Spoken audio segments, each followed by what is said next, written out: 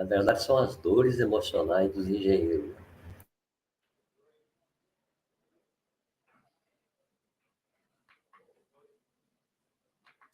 Rádio Ponto e Vírgula, porque não acaba aqui. Já imaginou viver com sofisticação e segurança num condomínio de alto padrão na Barra da Tijuca? Com vista para o mar e ao lado do melhor campo de golfe da América Latina? Atlântico Golf. Simplesmente espetacular. Apartamentos com até 4 suítes, de 117 a 220 metros quadrados. Agende sua visita pelo WhatsApp 21 99 885 5067. 21 99 885 5067. E venha conhecer nosso empreendimento. Eu sou Raul Lima e espero você. O programa a seguir é uma produção independente e o seu conteúdo é de inteira responsabilidade de seus idealizadores, não necessariamente representando a opinião editorial da Rádio Ponto e Vírgula.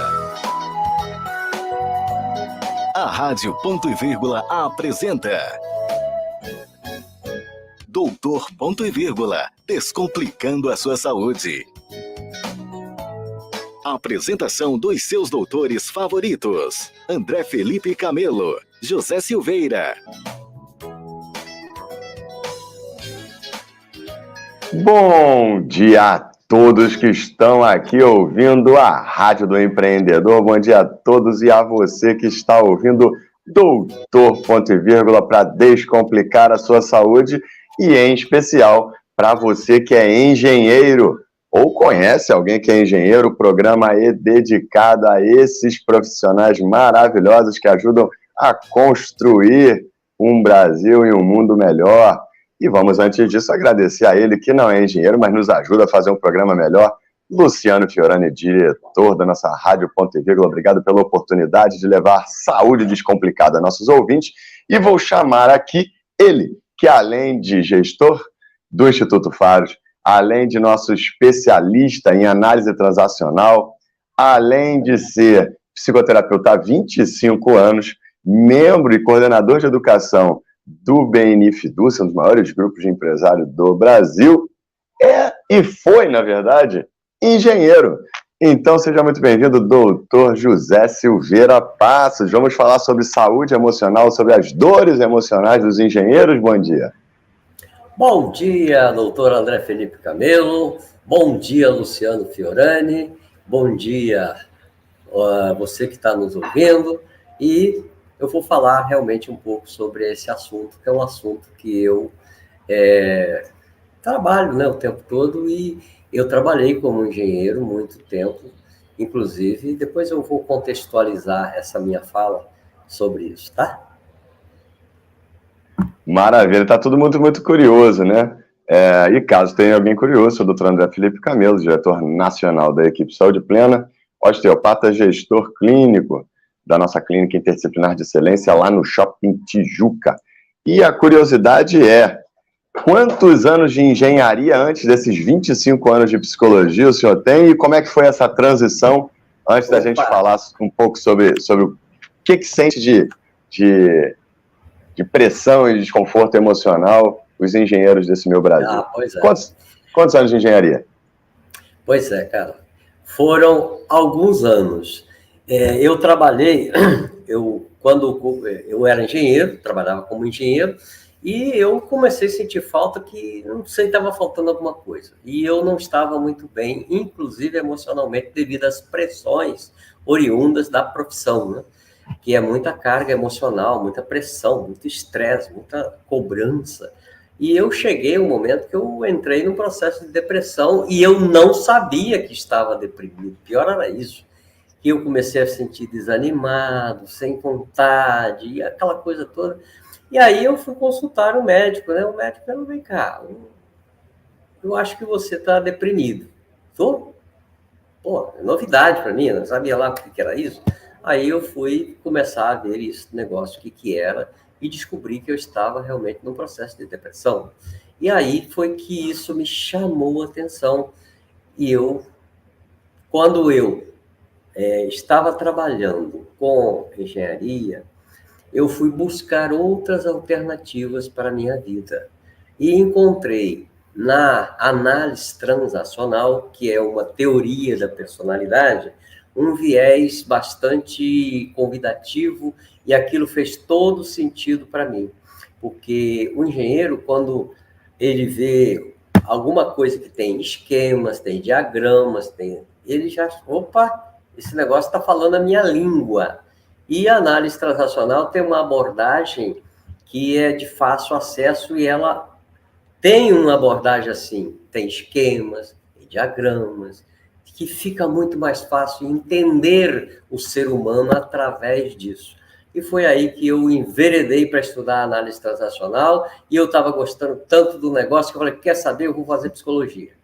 E aí, trabalhando, cursando psicologia durante a noite e trabalhando como engenheiro durante o dia. Ou seja, Aí, quando eu terminei psicologia, que são 5 anos, né, de graduação, eu já estava, assim, atendendo sob supervisão, essa coisa toda. Aí eu abri meu consultório. E aí comecei a trabalhar com psicologia durante a noite e durante o dia, continuei trabalhando como engenharia. É porque era a engenharia que pagava meus boletos, né? A psicologia não dava ainda para fazer isso. E aí chegou, eu trabalhei durante 15 anos nas duas profissões, ou seja, em paralelo, com mais 10 que eu tinha já trabalhando com a engenharia só, então só isso Nossa são 25 anos. Então, significa que eu naveguei por um bom tempo dentro da profissão de engenheiro, e por isso eu resolvi falar desse tema aqui no programa de hoje, que trata-se das dores emocionais do engenheiro. Porque o engenheiro ele é muito treinado desde a faculdade a usar a sua cognição, o seu raciocínio lógico, etc, etc. E ele não é incentivado a olhar para o seu sistema emocional, para o que sente, o que pensa, como é que é isso. Então, muitas das vezes, ele desqualifica uma série de sinais que o organismo está apontando e vai em frente igual um trator. E isso não dá bom resultado, não. Foi essa a minha intenção de falar sobre esse tema, as dores emocionais do engenheiro. Isso é um diferencial gigante. Inclusive, a paciente que eu te encaminhei essa semana foi uma das formas que eu fiz ela perceber, né, o diferencial que a análise transacional tem foi exatamente falando que era uma linha de formação, né, uma psicoterapia muito, muito objetiva, muito prática, né, e foi que ela te procurou. A segunda questão que eu acho... Já, né? Já marcamos para a semana que vem para sentar e botar os pingos nos is. Vamos ver o que vai sair daí. Você vai ajudar muito ela. Ela, que bom. Obrigado aí pela indicação, viu? Pelo contrário, eu que agradeço. Ela chegou lá para tratar o corpo e eu vi que eu não botei o corpo no lugar, mas a sensibilidade, como a gente já falou várias vezes aqui, vem do sistema nervoso. O sistema nervoso dela está completamente desestruturado pela parte emocional. Voltando aqui, falando em desestruturar, né? Acho que é uma boa palavra, estruturar, né? É o que os engenheiros fazem nas mais diferentes especialidades. E é muito legal como a vida literalmente te jogou para a psicologia, né? Porque se eu te conheço um pouco, você com certeza era um bom engenheiro, era um engenheiro muito, né, muito cartesiano, muito focado, e aí foi uma coisa interna que saiu e mudou sua vida. Essa é a minha pergunta. O que na rotina, especificamente na rotina de um engenheiro, diferente de outras profissões, na sua visão, internamente convida a quadros emocionais, como ansiedade, depressão, entre outras coisas? Que o engenheiro, de uma maneira geral, ele é treinado para o raciocínio lógico objetivo, ou seja, planejamento, criar soluções de problemas, mas algo externo a ele. Ele dificilmente ele é convidado a olhar para dentro dele. E isso foi o que me chamou a atenção quando eu descobri lá, quando na engenharia, que eu estava num processo de depressão, que eu nem sabia direito o que é depressão, não sei o que é isso. Então, aí eu comecei a estudar análise transacional, comecei a perceber, esse negócio aqui eu estou vendo o que está acontecendo comigo através dessa teoria, olha aqui. E aí eu comecei a me investir no meu desenvolvimento pessoal. O quê? O que é investir no desenvolvimento pessoal? É fazer terapia, fazer análise. Psicoterapia é a mesma coisa, tá? Só muda o nome. Então, foi aí que eu comecei a descobrir, inclusive, o meu potencial em outras coisas, que isso estava escondido para mim. Eu tinha muita... Sabe aquele negócio da insegurança? Falou engenharia, tá tudo certo, isso aqui eu tenho uma certa segurança para isso. Mas falou em outra coisa, falou em relacionamento humano, é uma insegurança atroz. Com isso atinge o que? Os relacionamentos, não só em relacionamento de par, mas nos relacionamentos interpessoais, com os próprios colegas de trabalho, com os pares dentro da empresa onde eu trabalhava. Eu tinha muita dificuldade de lidar com isso, principalmente lidar com a chefia, né? Porque a chefia, às vezes, ela tem lá suas metas e ela cobra mesmo, e tem que fazer isso mesmo, né? Só que eu não sabia lidar com isso, eu não sabia como. Emocionalmente, eu não sabia lidar com isso. Porque aí o cognitivo costuma até atrapalhar, porque a inteligência emocional, que eu nem sabia que isso existia lá na época, é que vai fazer a diferença de um profissional de excelência. Seja ele engenheiro, seja ele médico, seja ele psicólogo, seja ele dentista, seja ele... E aí por diante, né? Mas eu escolhi falar um pouco da profissão de engenharia, que eu tenho uma, vamos dizer assim, aquela ideia do que passa um engenheiro dentro da empresa com as pressões que ele sofre. Ou seja, quando a gente fala assim, eu quero falar para o meu, vamos dizer assim, para aquela pessoa, isso em, como é que chama, em digital, nessa parte, vamos dizer, de marketing, chama-se avatar. Uhum. É o avatar. O avatar. Quem é o seu avatar? É aquela pessoa que eu sei que tem essa dor, eu conheço, e como dizer assim, se eu puder transportar isso para mim, eu poderia dizer, eu sou um avatar transformado. Por quê? Porque eu passei por essa vivência toda. Então, significa o seguinte, eu tenho empatia quando eu converso, por exemplo, quando um engenheiro me procura, e eu tenho muitos clientes engenheiros, às vezes eles vêm até mim porque descobriram que eu já fui engenheiro, já trabalhei com engenharia, isso facilita a conversa. E aí eu tenho muita empatia pela fala deles, pelas dores deles, porque eu passei por esse negócio.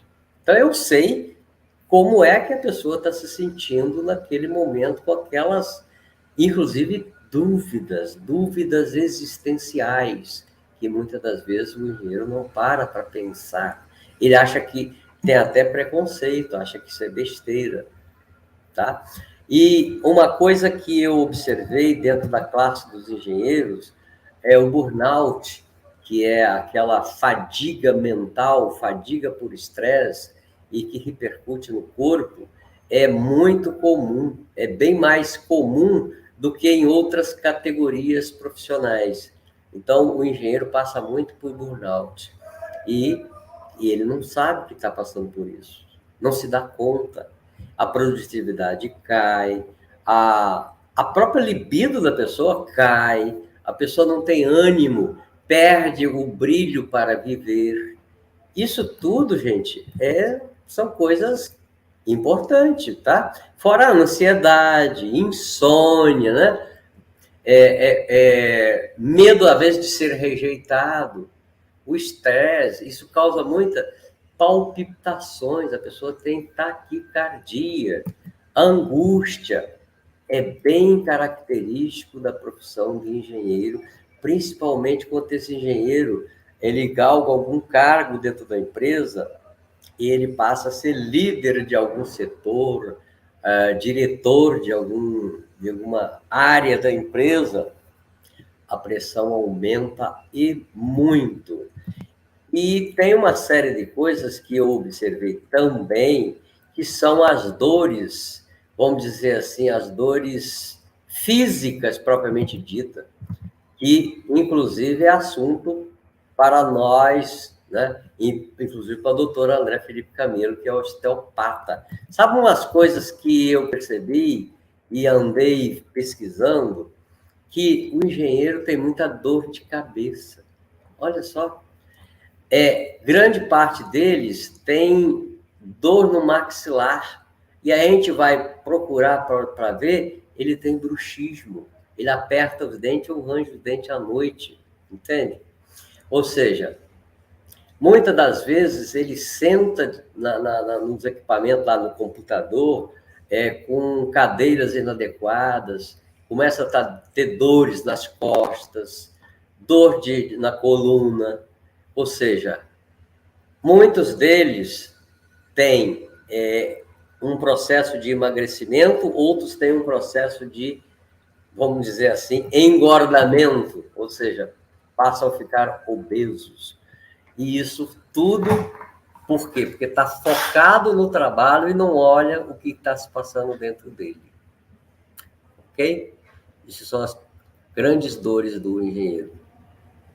As cobranças, olha, dá para fazer aí um compêndio de engenharia aí, só em cima desses primeiros raciocínios aí do nosso programa.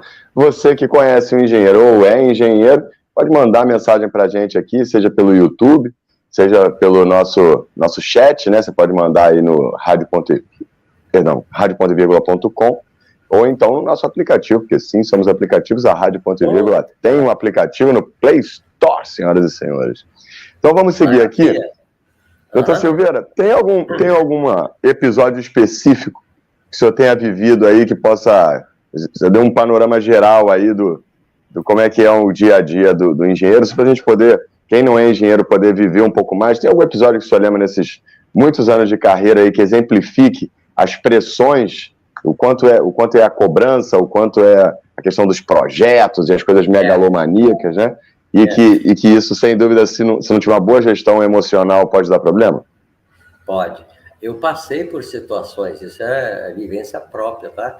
Quando eu falei lá que eu tive depressão, eu estava deprimido, eu cheguei a ponto de praticamente quase ser mandado embora da empresa. Por quê?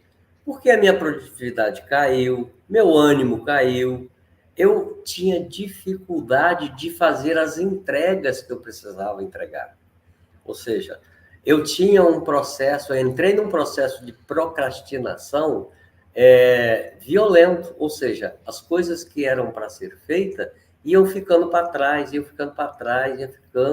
chegou um momento que a coisa que me salvou foi a fala de um colega. O colega falou: Silveira, eu estou percebendo que você não está bem. O que está acontecendo? Não, eu estou bem. Eu falei: não, você não está bem. Aí me deu aquela sacudida, né? Porque na minha cabeça eu estava bem.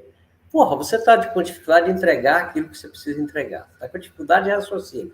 Tá? Você se perde, às vezes, em algum momento que você está falando sobre um projeto, de repente você se perde. Você já percebeu isso? Aí eu comecei a prestar atenção, você tem razão. Foi aí que eu procurei ajuda, foi num médico, o médico falou: você está deprimido. E aí eu busquei ajuda. Então, isso me marcou muito. Ou seja, eu quase perdi o emprego por isto. Ou seja, o negócio é sério. E aquele negócio, né? Você perder o emprego porque você está deprimido, isso é uma coisa muito forte, né? Ou seja, a depressão tem... Depressão, gente, para quem está nos ouvindo, né? Depressão é uma doença. Não é questão de você, eu estou com vontade de ficar deprimido. Eu não quero ficar deprimido. Não é assim. Não é uma doença silenciosa que ela independe da sua vontade. Entende? Normalmente ela é desencadeada por algo, às vezes um processo bioquímico do cérebro. Tá? No meu caso, era uma depressão endógena, ou seja, algo intrínseco do meu metabolismo que desencadeou isto, tá? Mas isso também, e aí vai se somando, né? Aí você não está conseguindo entregar aquilo que você precisa entregar, e aí você fica se sentindo culpado, se sentindo ansioso, e vai por aí afora. Aí a ansiedade aumenta, você começa a ter taquicardia, começa a ter dores no corpo, e não sabe de onde é que vem, ou seja, o seu sistema imunológico vai, como fala aí na gíria, né? Vai para o brejo, diminui a ação de combate àquilo que ele precisa combater, ou seja, quando a pessoa está, por exemplo, no burnout, o sistema imunológico dele praticamente para de funcionar, ou seja, e aí a pessoa entra por buraco mesmo, ou seja, de vez em quando eu recebo alguns profissionais que têm assim, um cargo dentro da empresa e, de uma maneira geral, ele é engenheiro. Se ele não é engenheiro, ele tem um pendor para isso. E ele está, aí a gente olha lá, vê direitinho, a pessoa está com problemas emocionais, muitas das vezes grave, tem que entrar com psiquiatria. O que é psiquiatria? A pessoa precisa tomar medicamento para sair deste lugar e poder, inclusive, fazer uma terapia para não precisar ficar tomando medicamento.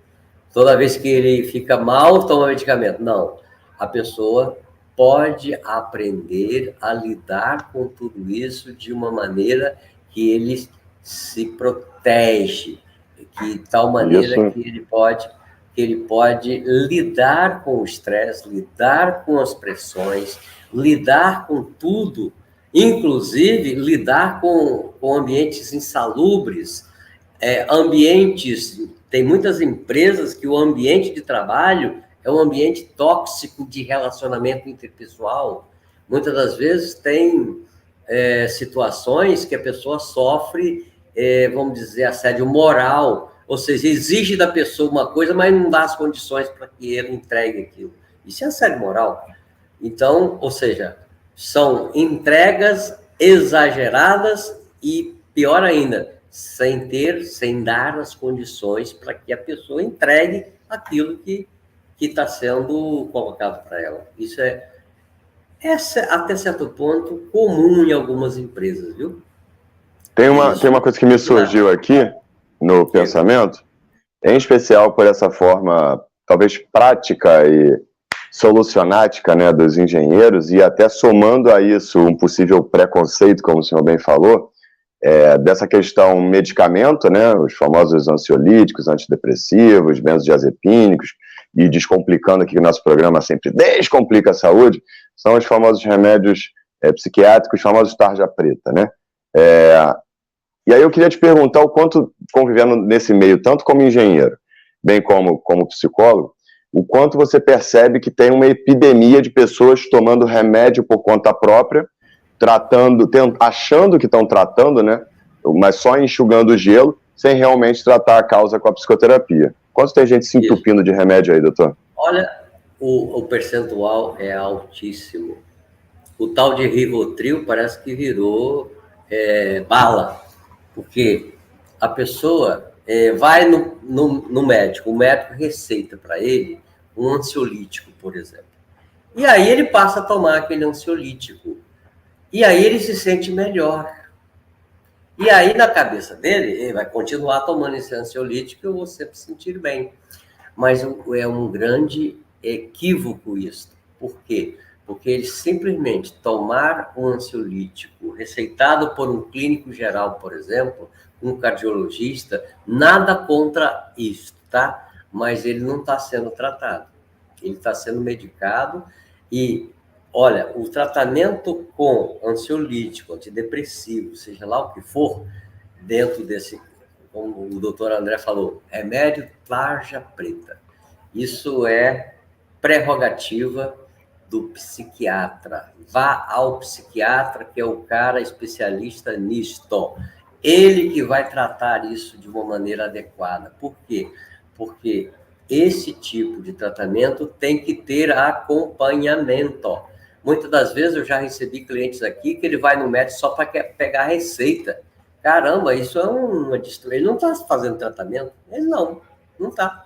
Por quê? Porque ele não está tendo um acompanhamento para ver até quando esse medicamento ele precisa. Ele precisa de outras coisas que o psiquiatra vai dizer para ele. O psiquiatra vai dizer, olha, você precisa fazer uma terapia. E às vezes a pessoa reluta em fazer. Por quê? Porque é aquele negócio, né? A doença psíquica, a doença emocional, de uma maneira geral, a pessoa não vê. Ou seja, que é diferente da pessoa que está com uma dor na coluna. Pô, tá doendo, caramba, eu tô vendo. Ou seja, tá com a perna quebrada, eu tô vendo. E a doença emocional, a doença psíquica, ela é meio, entre aspas, invisível, principalmente para a pessoa leiga. Ou seja, e aí entra um negócio interessante, né? Eu trabalhava com engenharia. Eu me formei em engenharia elétrica. A eletricidade também a gente não vê, né? Ou seja, ela existe, mas cadê? Onde é que está? Você só vai ver o fenômeno depois. E aí, interessante que eu busquei também trabalhar com algo que, em princípio, não é muito visível, que são as doenças emocionais, né? Ansiedade, tarará. Eu achei isso interessante, essa conexão, assim. Essa analogia, né? Essa analogia, talvez foi por esse motivo que eu me identifiquei muito aí com essa história, né? Eu tenho mais uma analogia, né? Em cima E que legal que você continua consertando a parte elétrica, né? Porque consertando e ajudando a projetar a melhor forma do impulso elétrico correr, porque, conforme a gente também já falou aqui no programa, o nosso pensamento, basicamente, é uma corrente elétrica ajustada por algumas substâncias químicas, os famosos neurotransmissores, mas nosso pensamento, né, é uma corrente elétrica. Então, bem como psicólogo, você continua sendo um engenheiro elétrico a consertar o funcionamento do equipamento cerebral. Mais ou menos por aí. A própria sinapse é uma corrente elétrica, né, que acontece lá no cérebro. Isso. E como tem gente com curto-circuito por aí, hein? Muitas das vezes entra em curto-circuito e aí entra em loop, né, como diz. Entra num loop que não sai do lugar e vai só enterrando cada vez mais. Mas vamos falar um pouco também, assim, mais um pouco sobre as dores, né? Por exemplo, algumas dores que eu já percebi, observei, fui meio que catalogando dos relacionamentos do engenheiro. Tem muitos engenheiros que têm medo de ficar só. Engraçado isso, né? Tem essa dificuldade de ter um relacionamento saudável, principalmente, às vezes, na área de par. Por que isso, hein? Por que será? Porque nos relacionamentos, o que comanda é o sistema emocional, não é o racional. O racional entra, claro, mas quando a pessoa vai tomar uma decisão dentro de um relacionamento, principalmente se for um relacionamento de par, o sistema límbico já decidiu muito antes dele se dar conta que vai tomar essa decisão. Ou seja, é um ledo engano pensar que eu estou decidindo relacionar com essa pessoa de uma maneira racional, eu decidi racionalmente fazer isso. A pessoa tenta explicar racionalmente a decisão dela, mas a decisão dela já foi tomada muito antes dela se dar conta, dela externalizar essa decisão, vamos falar assim. E não só nos relacionamentos, mas também dentro de qualquer decisão que a pessoa toma, que seja uma decisão importante ou não, quem decide antes do racional é o sistema emocional, é nosso sistema límbico, que ele não é consciente. Ou seja, a decisão já foi tomada antes de ter consciência dessa decisão. Não, eu tomei uma decisão consciente. Ai, meu Deus, vai mentir para outro. Porque não é assim que funciona. Entende? Mas a pessoa, claro, não tem o conhecimento disso, ele jura de pé junto que ele tomou uma decisão consciente, sabe? Entende? Então, isso é muito comum encontrar dentro do quadro de engenheiros. Tem alguns engenheiros que ele tem poucos amigos, poucos ou às vezes nenhum amigo. Conta E fora a questão do senso comum, né, doutor? Fora a questão do senso comum, de você, muitas vezes, os engenheiros só se relacionarem com o engenheiro, ou seja, muitas vezes pessoas, né, que só falam de trabalho, etc., e não abrem sua cabeça para outras oportunidades, né? Exatamente, é uma coisa que... aqui eu estou dentro do meu, vamos dizer, do meu nicho, esse é o meu lugar, falar com o engenheiro, falar com outras pessoas é muito difícil, porque eles não entendem. Por quê? Porque, na verdade, é ele que não se abriu emocionalmente para olhar para dentro de si. E isso provoca dificuldade de se relacionar, por exemplo, com a chefia, dificuldade de relacionar, às vezes, com o subordinado. Tem alguns engenheiros, eu já ouvi isso textualmente. Quando eu estou numa reunião social, por exemplo, eu me sinto um peixe fora d'água. O que é sentir um peixe fora d'água? Ele se sente desconfortável, ele se sente, parece que tem fobia de gente, ou seja, ele tem dificuldade de relacionar com as pessoas. Eu estou falando engenheiro, gente, mas isso acontece com qualquer outra pessoa, tá? Eu estou falando engenheiro porque eu escolhi esse tema para conversar aqui com vocês, mas se você não é engenheiro, você é médico, você é advogado, seja lá o que você se intitula, olhe para dentro de você e vê se encaixa alguma coisa aí, porque normalmente encaixa. Às vezes encaixa como uma luva, sabia? Tem engenheiro que tem dificuldade de dizer não. Outro diz não para tudo. Uma coisa que eu já observei, que é bastante comum, é o desenvolvimento do alcoolismo dentro da profissão. Olha só. O alcoolismo e o tabagismo, que são coisas muito próximas, né? Ou seja, é bastante comum você ver as pessoas bebendo e fumando. Ou seja, são duas coisas que andam juntas. Isso, um ambiente também bastante masculino, né doutor? Agora, nos últimos 20 anos, muito menos, mas teoricamente o ambiente, né? Muito masculino. Eu, quando me formei em engenharia, na minha turma de engenharia, tinha uma mulher. O resto tudo era homem. Tudo homem. Quando eu fui fazer psicologia, me inverteu tudo. Aí mudou tudo. Mudou tudo. Tinha 4 homens na turma, o restante tudo mulheres. Olha que coisa. Mas é verdade.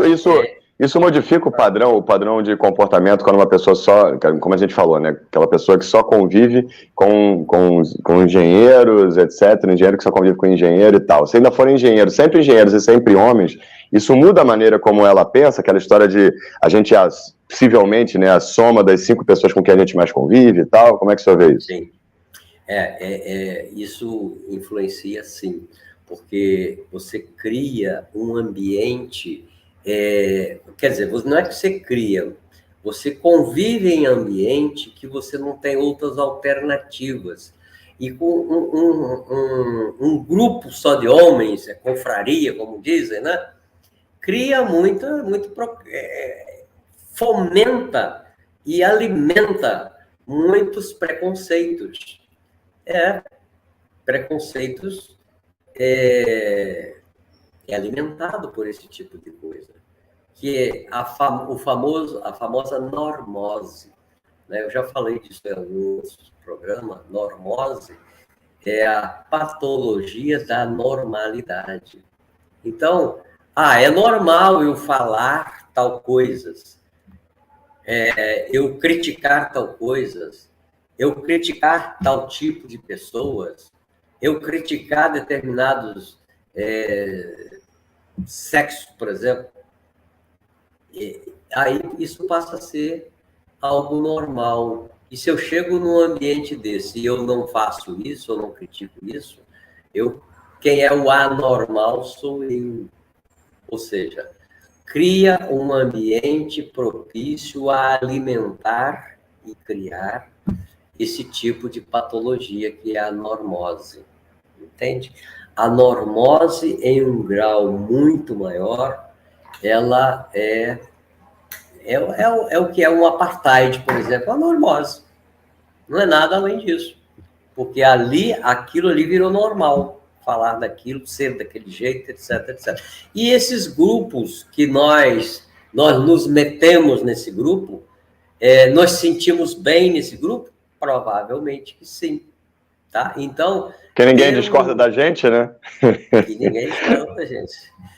Porque aí eu estou falando, de mim, né? Não estou falando do outro.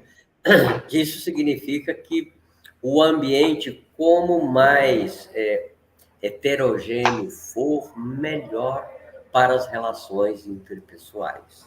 Porque isso convida a pessoa a aprender a lidar com o diferente. Entende? O diferente... Muito legal. É uma coisa que nós devemos preservar. Porque aquilo que é diferente nos convida a pensar coisas. Pô, eu não tinha me dado conta disso. Ué, como é? Ou seja, e é muito legal você ter... Vou falar uma coisa aqui que talvez muita gente discorde. Ih, polêmica, polêmica, polêmica. É legal você ter no ambiente que você convive uma pessoa, por exemplo, chata. Uma pessoa difícil de convivência. Por quê? Porque ela vai convidar você a criar, vamos dizer assim, alternativa para os relacionamentos. Ela convida você a pensar no diferente, a ver o diferente e poder fazer esse tipo de coisa de uma maneira que você conviva, que você se adapta, né? Porque o mundo é feito de adaptações, né? Darwin tinha razão. Aquele que melhor se adapta é o que vai sobreviver, não é? Tanto é que a gente vê aí no desenrolar da pandemia, criação do mundo, né? Criação do próprio mundo, foi assim. Aquele que melhor se adaptou é que sobreviveu. Agora, traga isso para os nossos relacionamentos, para o nosso dia a dia, porque dificuldades nós vamos ter o tempo todo, nós vamos ter desafios o tempo todo. Quando pinta um desafio, tem gente que corre, vai embora, não quer saber. Olha, uma das melhores coisas que tem é enfrentar os desafios, porque a pessoa aprende, a pessoa cresce, a pessoa desenvolve intelectualmente, emocionalmente e assim por diante, desenvolve como ser humano. Ou seja, eu costumo falar que a terapia tem por objetivo levar o ser humano a ser o que verdadeiramente ele é, ou seja, ser ele mesmo. Nada além disso. Parece que é simples assim, né? E é simples assim. Agora, para ser simples assim, a pessoa precisa se disponibilizar a fazer determinadas coisas. Por exemplo, enfrentar seus medos, enfrentar suas dificuldades, buscar ajuda quando está precisando de ajuda, se afastar das fontes de dor e se aproximar das fontes de prazer, aprender com a ameba. A ameba é assim. A ameba, ela tem uma habilidade estonteante de se afastar das fontes de dor e se aproximar das fontes de prazer. Ou seja, é algo que nós precisamos aprender com a ameba. Se você tem uma ameba aí no chão, aí, você salpica micros gotículas de um ácido e uma microgotícula resvala nela, ela não vai ficar aguardando será que é rebate falso? Acho que não. Ela imediatamente se move para se afastar dali. Ou seja, e tem muita gente, né? Não sei se vocês já observaram isso. Tem gente que adora uma fonte de dor.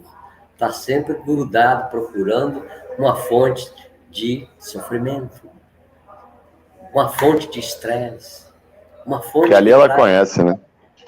Pois é, porque ali ela Eu conhece. já tinha falado sobre isso, a gente falou sobre isso no programa que a gente falou sobre a questão, né, do comodismo e de ficar na famosa zona de conforto, né? Que ali aquela dor a gente já conhece, é mais ou menos como um passarinho que fica na gaiola.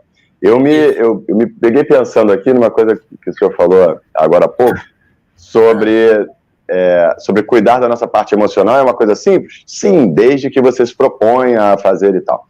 E aí fica a minha pergunta, fiquei bem curioso, como são os engenheiros que o senhor trata no tocante à disciplina com o tratamento, com a determinação em realmente melhorar o seu estado emocional, em realmente não perder as consultas, em realmente executar as ferramentas que a análise transacional traz para a melhora emocional? Eles são mais dedicados do que os outros pacientes? São menos dedicados? Como é que funciona isso? Olha, isso é uma pergunta interessante, doutor André. Engenheiro é um bicho danado, cara. Normalmente, o engenheiro, quando busca auxílio, busca ajuda para cuidar da sua parte emocional, da sua parte mental, ele está no limite, está lá no limite, já está, às vezes, ferradão. E aí, quando ele chega, que a gente começa a conversar, eu começo a dar informação, porque o engenheiro adora informação, e é uma coisa... Legal. Deu uma informação para ele que ele percebeu, que ele entendeu, principalmente quando eu vou lá para o quadro e desenho a personalidade, aquilo que aconteceu, aí ele começa a ficar maravilhado. E foi isso que me encantou lá quando eu era engenheiro, foi por isso que me cativou. E aí, a partir disso, ele começa, de uma maneira geral, ele começa a ser vamos dizer, os pacientes mais dedicados, porque ele compreende o que está acontecendo. Por quê? Porque eu falo a linguagem do engenheiro, porque eu conheço bem o engenheiro. Então, eu falo a linguagem dele. E ele se sente compreendido, e principalmente quando eu uso a abordagem da análise transacional, que é objetiva, direta, ou seja, faço um desenho, um diagrama da personalidade da pessoa, com aquela situação que ele está trazendo, aquilo entra no cérebro dele como um raio, e ele leva aquilo a sério. E, olha, é um dos pacientes mais dedicados, é o engenheiro, quando ele busca ajuda, né? Claro. Fora disso... Mas ele também é aquela história, até buscar ajuda... ele fica... E quando ele chega, ele já chega acabado, né? Acabado. De uma maneira geral, o engenheiro chega na terapia acabado. Normalmente é. Porque ele não se cuida antes.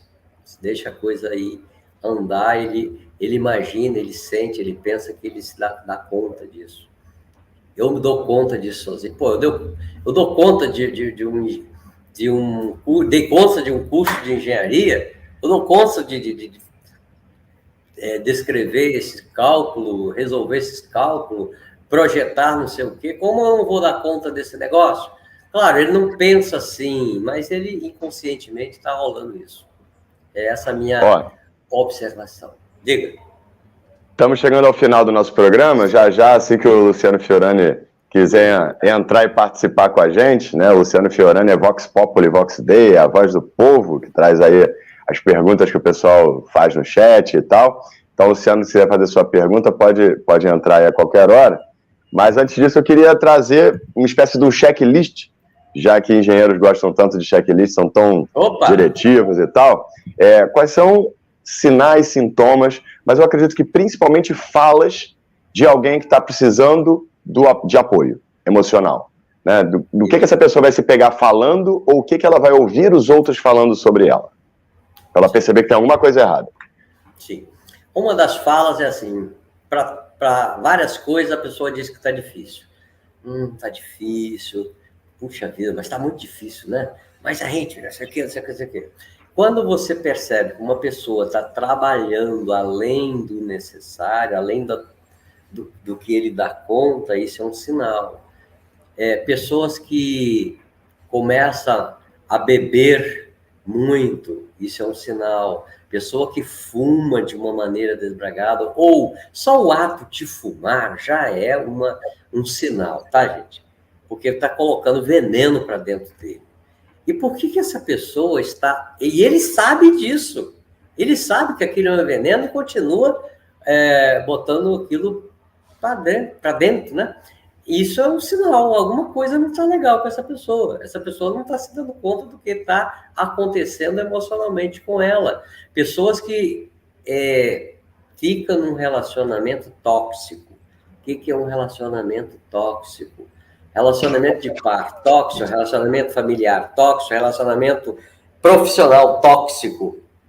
São aqueles ambientes que as relações são conflituosas. De uma maneira geral, tem muitos jogos psicológicos envolvidos nas relações. Mas como é que eu vou saber que é um jogo psicológico? Provavelmente a pessoa leiga que não conhece a teoria de jogos não vai saber. Mas uma coisa que pode ser observada é o seguinte, é algo que se repete. Vira e mexe, repete. Vira e mexe, repete. Vira e mexe. Ele começa assim, segue assim e termina assim. Sempre que um faz uma coisa, o outro responde da mesma forma, né? Isso. Sempre a mesma coisa.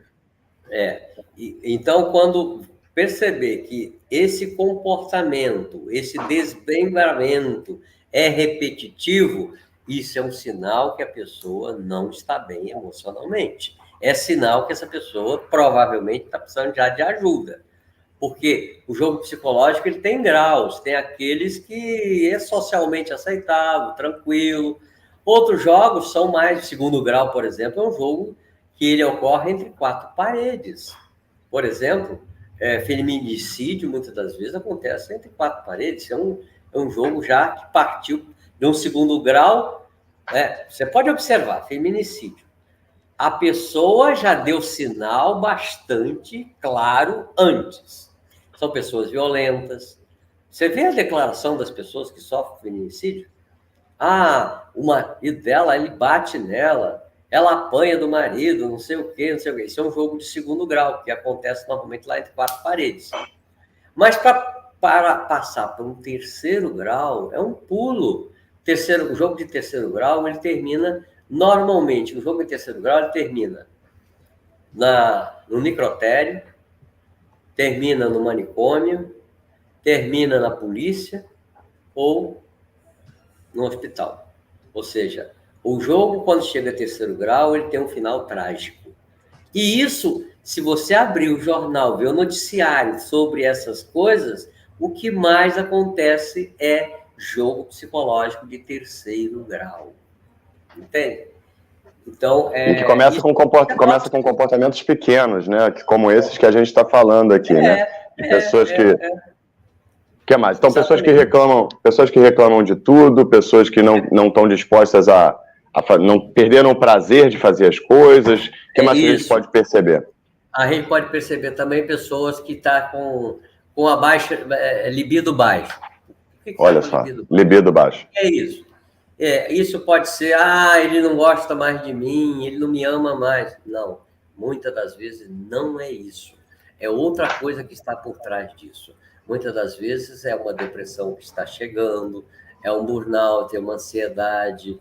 A pessoa é muito acelerada e tem um pensamento acelerado, ou seja, ele está sempre completando a frase do outro. Ele não tem paciência de ouvir o que o outro está dizendo, está sempre completando. Isso é um sinal. Opa, peraí, o que está acontecendo com essa pessoa? Por que ele está assim, desse jeito? Isso é um sinal, tá? A pessoa que... eu já falei da bebida, já falei do tabagismo, já falei daquela coisa de, às vezes, não fica só no tabagismo e na bebida, começa a usar uma droga mais potente. Isso é um remédios, sinal.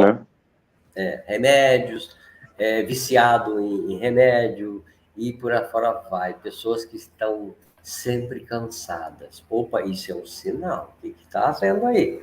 Ele precisa, talvez, de uns toques para... você está sempre cansado? Não, mas é assim mesmo. É porque eu trabalho muito. Ou seja, ele dá uma desculpa racional para aquilo que está acontecendo, tá? A pessoa tem dificuldade de falar dos seus sentimentos, daquilo que ele passa, isso é um sinal. Por que a pessoa não fala dos seus sentimentos? Ele fala muito do outro, mas dele não fala. Então, isso é um sinal também, que a pessoa pode não estar bem. Por isso, tem dificuldade de se abrir com a pessoa que relaciona com ele. E assim por diante, né? Tem várias... Pessoa com insônia, pessoas que estão com dificuldade de concentração. Isso tudo são sinais que está dizendo alguma coisa. O que esse sinal está dizendo? Vamos olhar direitinho para isso, né? Tem pessoas, muitas das vezes, que deixa de relacionar com os amigos, essas coisas todas, porque tem um medo fóbico, medo de ser rejeitado. O medo da rejeição permeia muito as relações de pessoas dentro dessa área de ciências exatas, ok? Porque se ele só sabe falar daquilo, se ele vai falar de outra coisa com outra pessoa, ele tem medo de não saber, porque na cabeça dele ele tem que ser perfeito, tem que saber de tudo. E aí, emburaca por outros lugares. É isso aí. Bom, praticamente como eu disse, um compêndio sobre o aspecto emocional dessa profissão maravilhosa, a engenharia. Falamos aqui sobre os porquês, né? Que o doutor Silveira falou, não só a visão da psicologia, mas também a visão de um engenheiro, já que trabalhou como engenheiro muitos e muitos anos. Então, espero que vocês que estão ouvindo aí levem essas informações aos nossos engenheiros. Você que é engenheiro, obrigado por projetar e construir aí um dia a dia, um futuro melhor para todos nós. Qualquer dúvida ou sugestões que vocês tenham, entrem lá no nosso Instagram, é @doutor.vírgula, ou o próprio @radio.vírgula, porque o nosso programa fica por aqui, mas na semana que vem, 11 horas da manhã, nós voltamos com tudo, sempre descomplicando a saúde aqui no Doutor Ponto e Vírgula, descomplicando a sua saúde. Obrigado, doutor José Silveira, obrigado aos engenheiros, até semana que vem, 11 horas, valeu! Abraço!